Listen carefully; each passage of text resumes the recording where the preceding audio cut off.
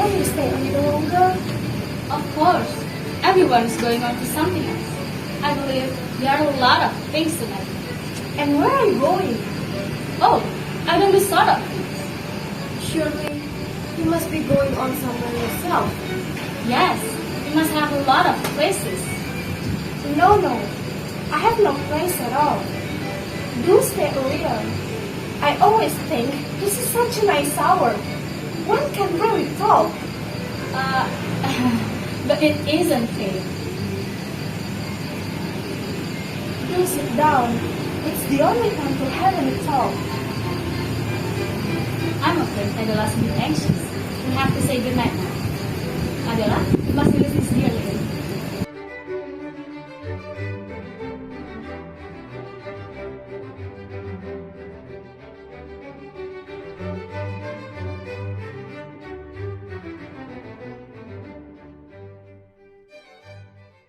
After meeting at a party, Adela began to think that her father and Mrs. Churchley had a special relationship and would decide to get married. So, she tries hard to thwart their plan because she doesn't want someone to take her dead mother's place in their family. Even though her brother, Godfrey, had reminded her to not to do something she didn't really know, Adela was still stubborn. Until one day,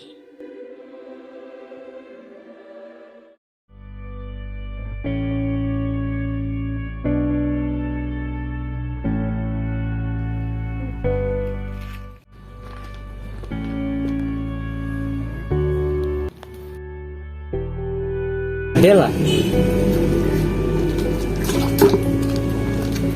Godfrey! I'm so glad you are here. I'm so glad. Will you be staying a few days? only till tomorrow morning. You're sending me straight to Madrid. I came down to say goodbye. To Madrid? How awfully nice. And it's awfully nice of you to have come. What I really came for, you might as well know without more delay, is to ask you a question. A question? Yes. What was it you said that morning to Mrs. Churchley? If she has told you, why do you ask? Can you just see I'm in trouble? Where are your eyes? Your sense? Your sympathy? Did you talk so much about? Haven't you seen these 6 months that I've cursed worry in my life? What's the matter, Godfrey? What is the matter? You've gone against me so. I could strangle you. In God's name, satisfy me. What infernal thing did you do? It wasn't infernal. It was right.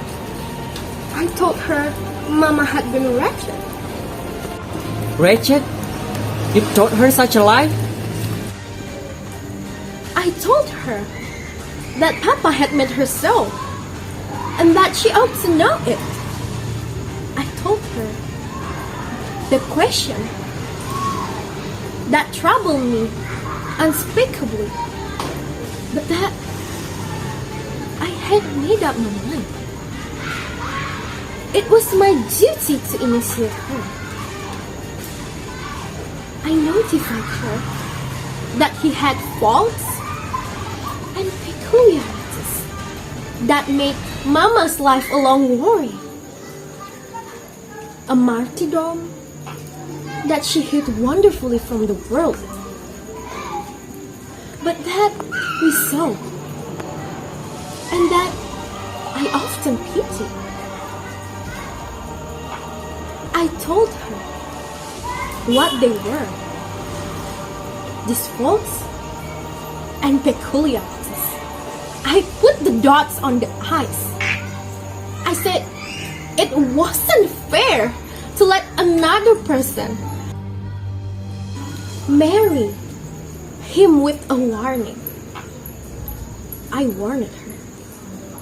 I satisfied my conscience. She could do as she likes. My responsibility was over. You invented such a tissue of falsities and calumnies. And you talk about your conscience? And you stand there in your sense and proclaim your crime? I'd have committed any crime that would rescue us. You insult, blacken, and ruin your own father? He will never knew it. She took a fall. She will not tell him.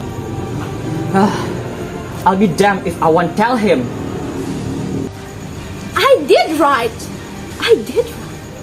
I went down on my knees to pray for guidance and save Mama's memories from outrage.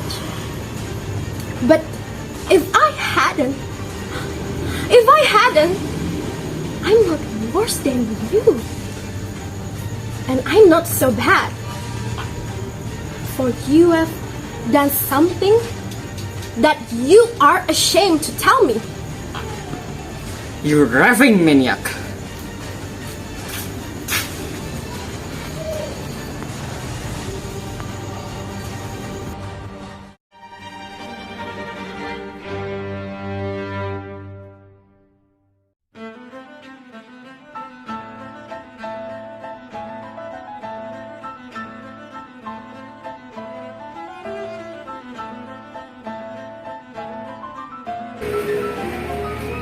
There is a lady in the drawing room waiting to see you, Adela. Is she big and dreadful? Well, she's dreadful, but she's not big.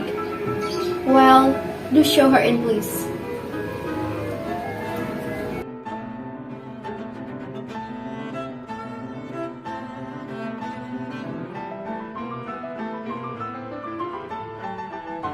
Who are you?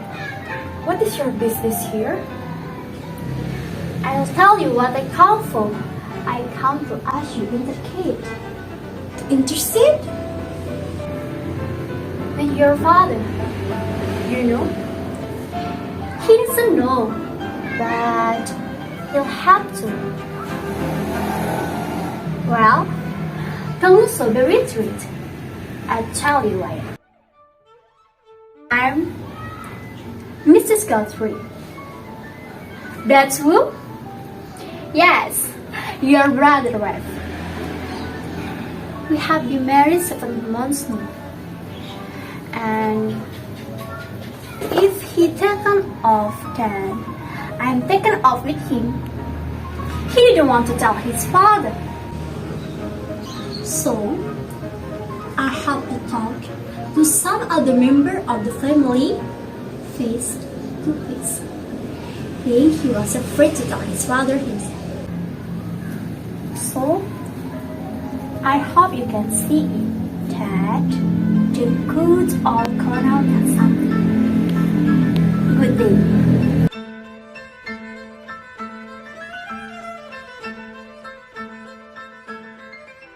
The arrival of the visitor in the drawing room turned out to make Adela realize, because of her selfishness, her family must be divided and bear a big problem.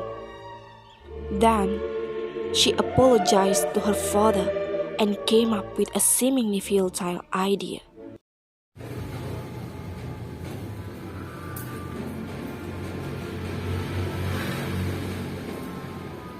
Father, Yes, Adela. I just want to say, I should have said something a while ago. I am sorry that you were so dreadfully hurt. I appreciate your concern, my dear. But this thing to happen.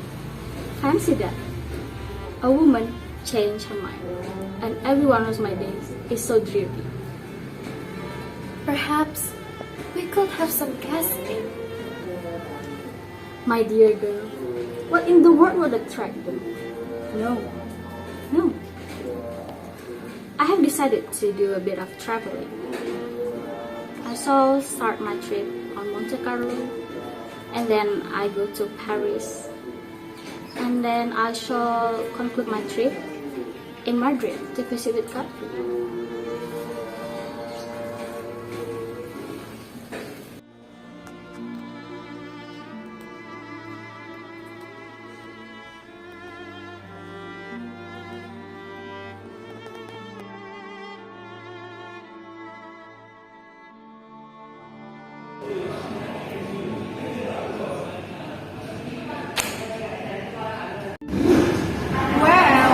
You have come to visit? Yes. I am deeply sorry for the pain that I must have caused you. Everything I told you was false. Please, regard it as unsafe. Please forgive me. Please do not despise me too much. Take pity on my dear, sweet, perfect Papa. Please come back to him. He's been miserable without you.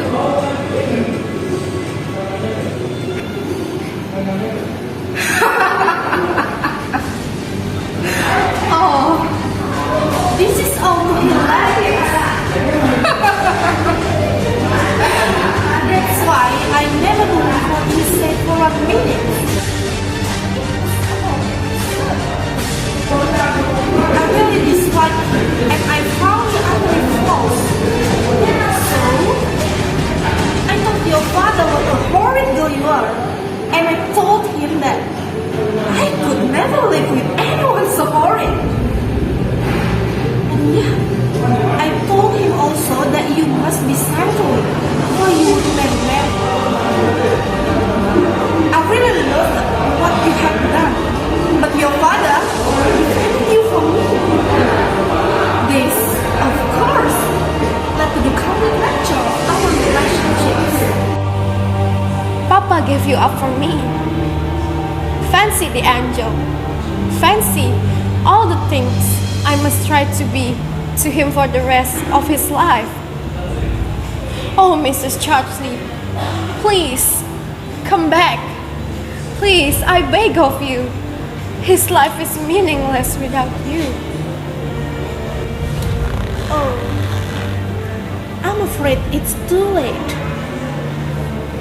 You see, I'm going to marry Lord of Dale next month.